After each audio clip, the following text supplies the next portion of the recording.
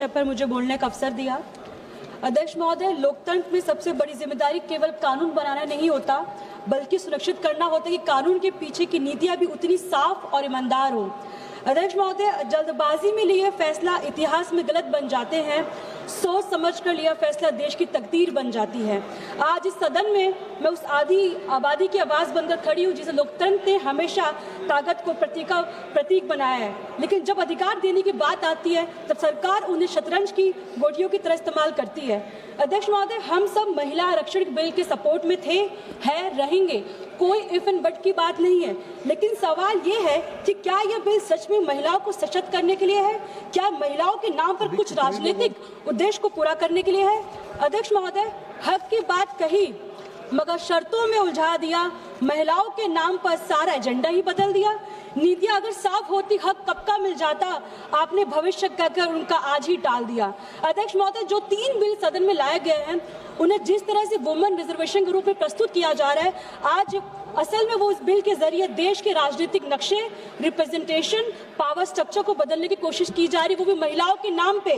देखिए टाइमिंग, देखिए आप, राज्यों के चुनाव से ठीक पहले स्पेशल सेशन बुलाया गया, तो ये कोइंसिडेंस नहीं, कैलकुलेशन कहते हैं अध्यक्ष महोदय ऐसे। इस बिल में बहुत सारी समस्या है, जैसे आर्टिकल 82 अमेंडमेंट, महिला आरक्षण के नाम पर डिलिमिटेशन को सरकार की मर्जी पर छोड़ देना।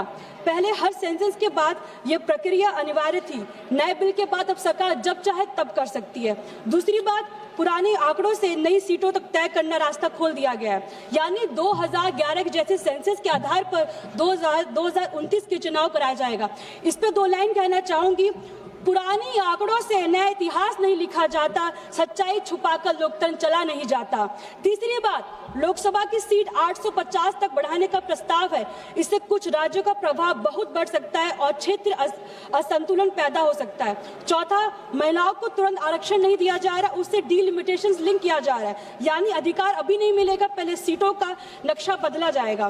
पांचवा, पूरी प्रक्रिया को निरंतर संसद यानी सरकार के हाथ में है, मतलब सरकार जब चाहे कोई भी सेंसस ले सकती है, कभी भी डिलिमिटेशन कर सकती है, मतलब सरकार अपनी मनमर्जी करेगी। अध्यक्ष महोदय, डॉक्टर भीमराव अंबेडकर ने जब संविधान बनाते समय यह स्पष्ट कह दिया था कि भारत का जो ढांचा वो फेडरल रहेगा, जहां केंद्र और राज्य दोनों की भूमिका संतुलित रहेगी, लेकिन आज जो प्रस्ताव आया है वह उसी संतुलन को कमजोर करने की कोशिश की जा रही है।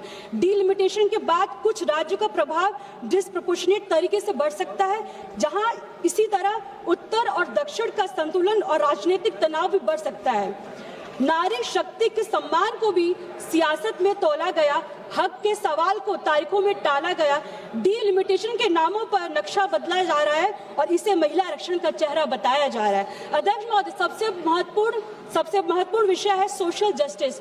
आज देश की लगभग 40% आबादी ओबीसी समुदाय से आती है, लेकिन इस बिल में ओबीसी महिलाओं के लिए कोई स्पष्ट सब कोटा नहीं है।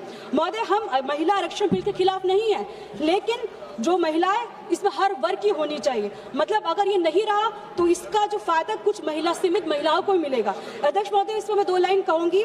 आधी आबादी को हक न दो, हक दो, पर उसकी आधी आबादी के भीतर बराबरी भी होनी चाहिए। अध्यक्ष महोदय, मैं ये कहूंगी, सरकार कहती है डिलिमिटेशन के बाद वुमेन रिजर्वेशन लागू किया जाएगा, पर मेरा सीधा सवाल है, अगर आज 543 सीट मौजूद है तो उन पर 33% रिजर्वेशन लागू क्यों नहीं किया जा रहा है? क्या महिलाओं का अधिकार किसी एडमिनिस्ट्रेटिव एक्सरसाइज का इंतजार कराया जाएगा? अध्यक्ष महोदय, हम महिला आरक्षण के खिलाफ नहीं है, हम उसके नाम पे हो रहे अप्रोच के खिलाफ है।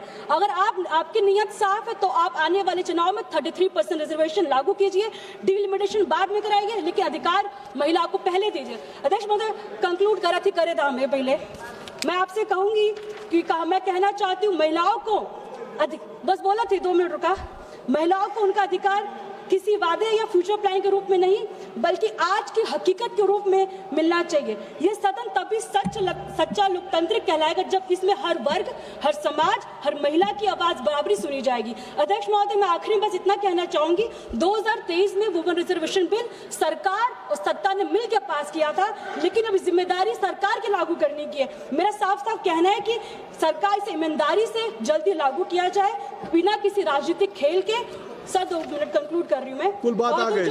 सर 2 मिनट, हक की बात मैं सर इतना कह रही हूँ, हक की बात है तो उसे आज निभाइए, वादों के पीछे सच और मत छुपाइए, नारी शक्ति के नाम पर खेल खेलना बंद कीजिए, जो वादा किया हक का उसे तुरंत लागू कर दिए। जय भीम, जय समाजवाद।